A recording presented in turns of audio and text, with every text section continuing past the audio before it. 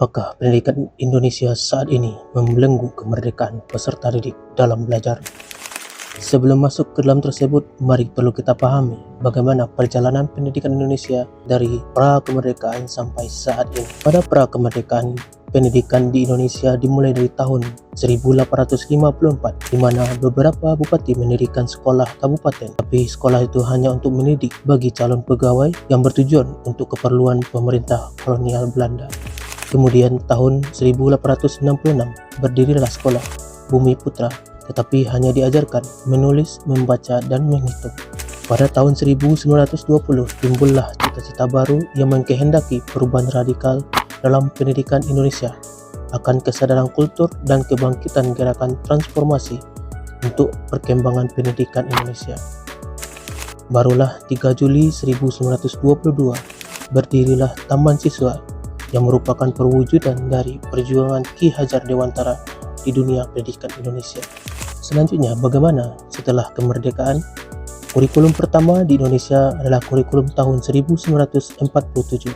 Arah pendidikan Indonesia pada saat itu adalah perubahan secara politis dari pendidikan Belanda menuju ke kepentingan nasional. Selanjutnya, kurikulum 1952, pembelajaran lebih berhubung langsung dengan kehidupan masyarakat serta membangun kesadaran diri sebagai bangsa Indonesia. Kemudian pada tahun 1964, kurikulum dirubah kembali. Kurikulum ini menekankan rakyat Indonesia memiliki akademik sejak tingkat sekolah dasar dengan mata pelajaran moral, kecerdasan, emosional, keterampilan, dan jasmani. Selanjutnya, kurikulum 1968 lahir akibat perubahan politik di Indonesia dari Orde Lama ke Orde Baru. Tujuan pendidikan pada kurikulum ini adalah upaya untuk membentuk manusia Pancasila sejati. Selanjutnya, kurikulum dirubah kembali pada 1975. Lahir dipengaruhi oleh perubahan manajemen pendidikan. Pendidikan pada kurikulum ini menekankan pembelajaran yang efektif dan efisien. Kemudian kurikulum berubah kembali pada tahun 1984 dan pada kurikulum ini juga mulai dikenakan istilah cara siswa belajar aktif atau student active learning. Pada tahun 1994, kurikulum dirubah kembali yang dikenal dengan kurikulum tingkat satuan pendidikan. Kemudian kurikulum dirubah kembali pada tahun 2004. Kemudian pada tahun 2013 merupakan perubahan kurikulum yang bagian dari reformasi pendidikan. Kemudian pada saat ini, pendidikan Indonesia menggunakan kurikulum merdeka. Maka jika dilihat dari perjalanan tersebut, apakah pendidikan Indonesia saat ini masih membelenggu kemerdekaan peserta didik?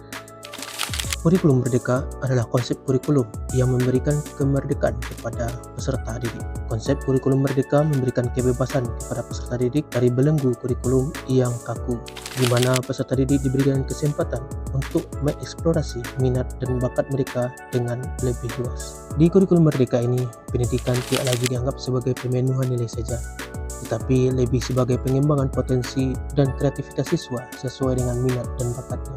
Hal ini dapat dilihat dari pemberian kebebasan kepada siswa untuk belajar sesuai dengan gaya belajar mereka sendiri. Apakah mereka auditori, visual, atau kinestetik? Dalam pendekatan kurikulum merdeka saat ini, siswa dapat memilih mata pelajaran yang benar-benar mereka nikmati, sehingga memunculkan motivasi intrinsik yang kuat dan meningkatkan keterlibatan mereka dalam proses pembelajaran. Selain itu, dapat kita lihat juga bahwa kurikulum merdeka saat ini merupakan upaya Indonesia dalam memerdekakan peserta didik. Kita lihat dari ciri-ciri. Kurikulum merdeka memiliki ciri-ciri yang pertama, fleksibilitas dan otonomi sekolah. Fleksibilitas artinya bahwa kurikulum merdeka tidak hanya belajar di dalam kelas, tapi juga bisa di luar kelas. Bahkan bisa juga belajar secara langsung dari alam.